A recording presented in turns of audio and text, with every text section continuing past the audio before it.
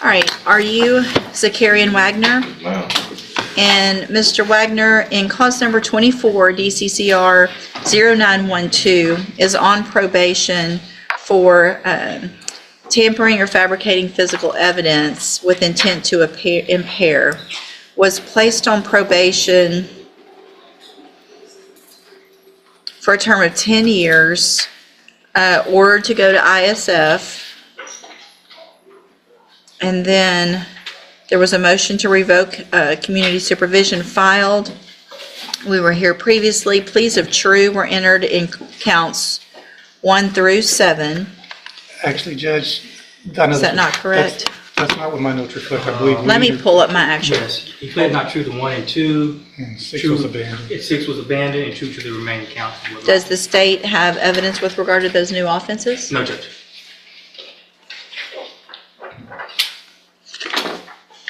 Okay.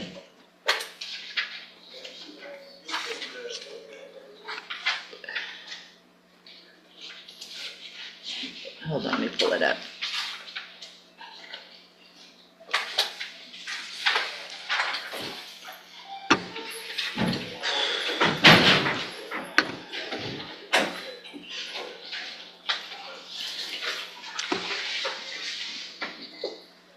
Okay, so the pleas of true, the updated report is not correct. The pleas of true were to counts 3, 4, 5, and 7. That's what my notes That's reflect. correct, Your Honor. Counts 1 and 2 related to Indiana. Indiana cases, and so the state is unable to have evidence with regard to those. Is that correct? Yes, Your Honor.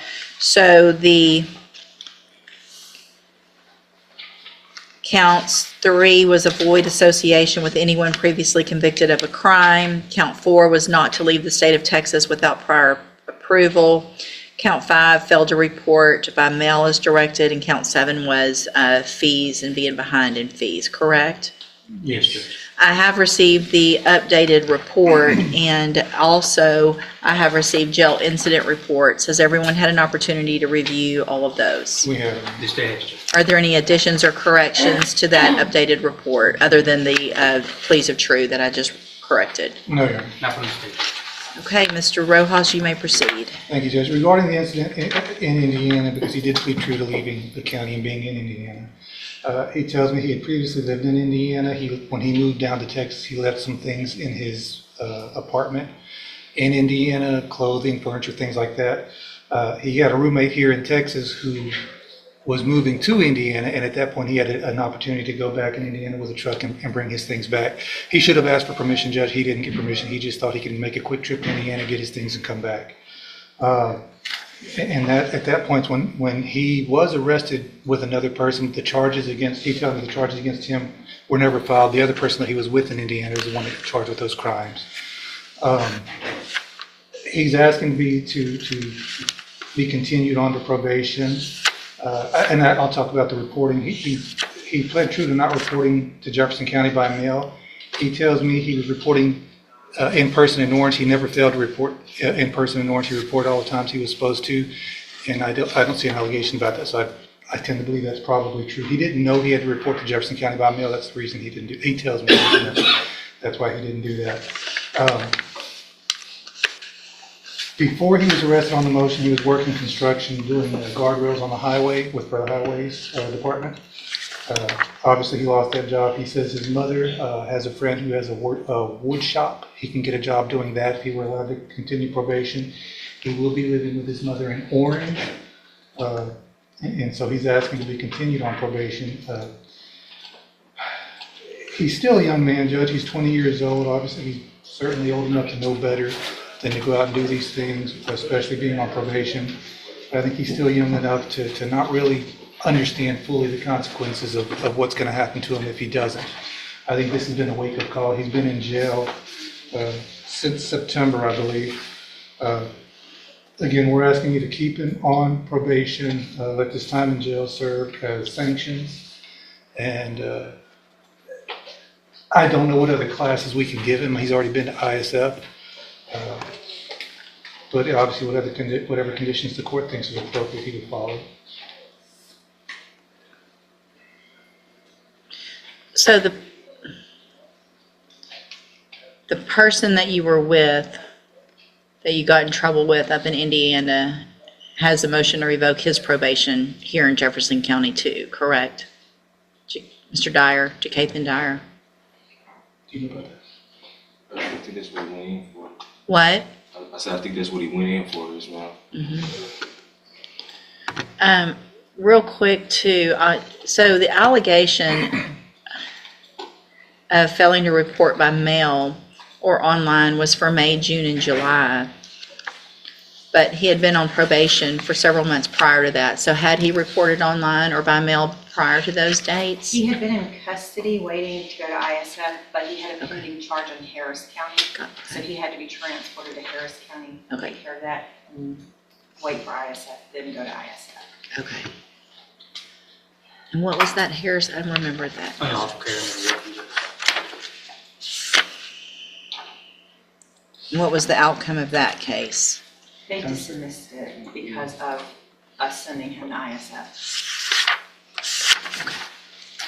Your Honor, just briefly, Judge, the tampering with evidence offense as the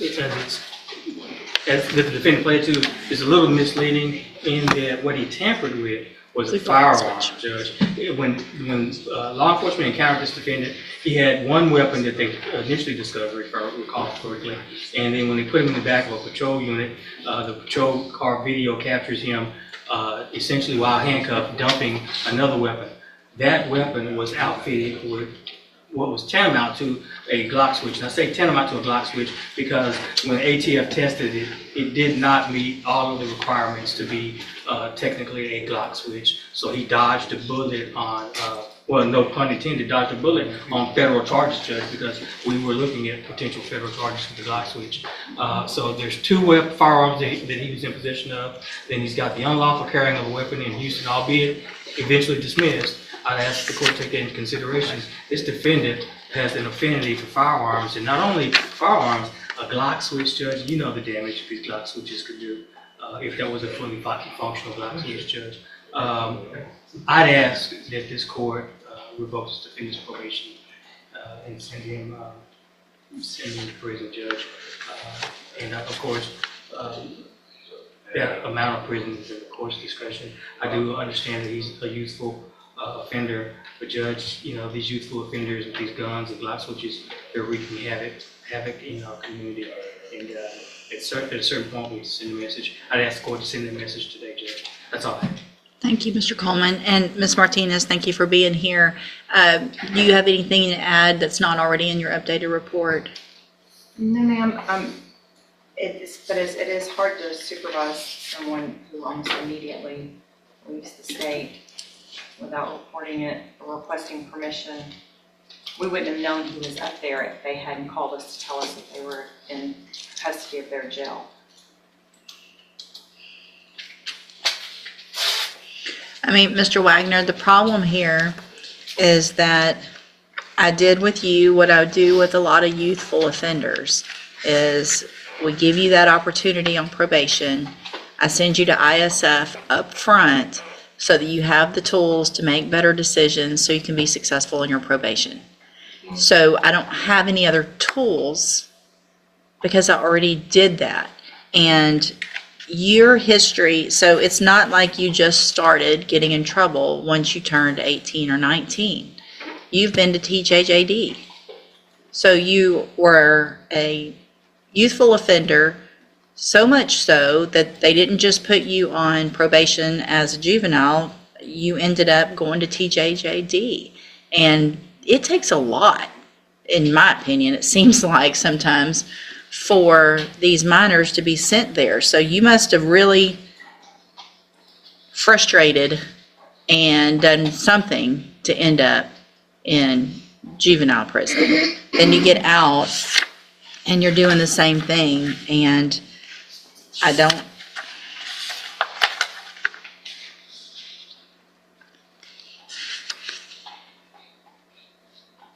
So you went to ISF.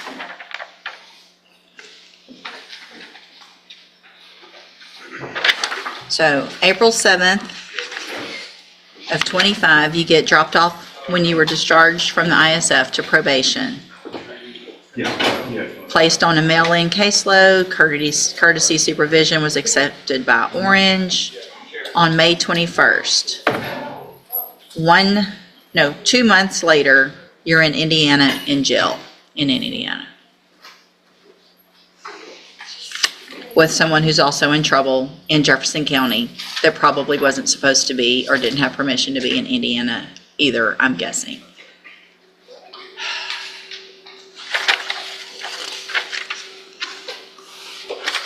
In addition, we have jail incident reports where you prove to me that you don't want to follow anybody's rules. You obviously don't want to follow probations, and you don't want to follow the correctional officers. You are calling names.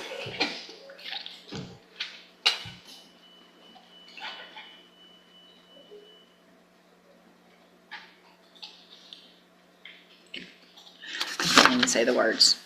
You're gonna slap the F out of the correctional officer. That's great. You're going to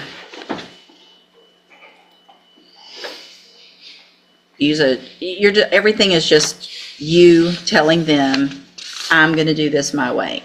I'm going to shower when I want to shower. I'm going to wear my clothes how I want to wear my clothes. I'm going to tell you to hush when you're talking to me. I'm going to call you names. Here's one even worse. I'm not going to say these words. Yeah. All right. I'm going to find that you entered your pleas of true to counts 3, 4, 5, and 7 freely and voluntarily.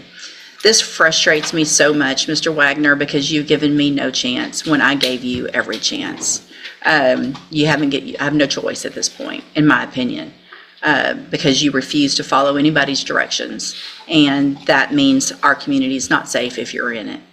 I'm going to find those counts true, find sufficient evidence to find you guilty, and at this time find you guilty of tampering or fabricating physical evidence. Sentence you to a term of 6 years in the institutional division of the Texas Department of Corrections. You do receive credit on that sentence for any time that you've been in custody that the law gives you the right to receive. You're going to be handed a trial court certification that shows this was not a plea agreement. You can talk to your attorney about any possible rights to appeal. I need y'all to sign that, and then you'll get your copy. Also, I'm handing you a written admonishment regarding your ineligibility. Go ahead and then I'll read this.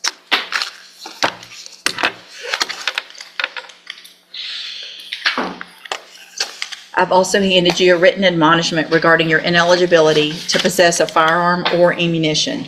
Because of the judgment entered against you, you're ineligible under Texas law to possess a firearm or ammunition. Possession of a firearm or ammunition could lead to charges against you. Firearm is a legal term, and you should read the written admonishment I provide you to see what devices qualify as a firearm.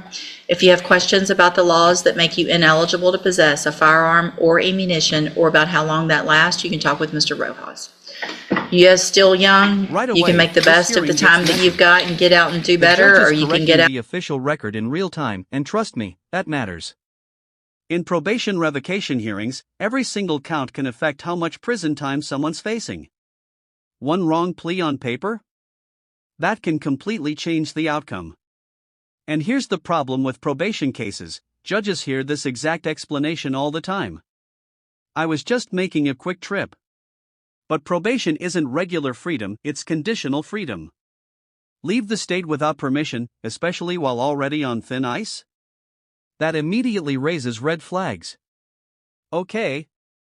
This is where the hearing suddenly shifts tone.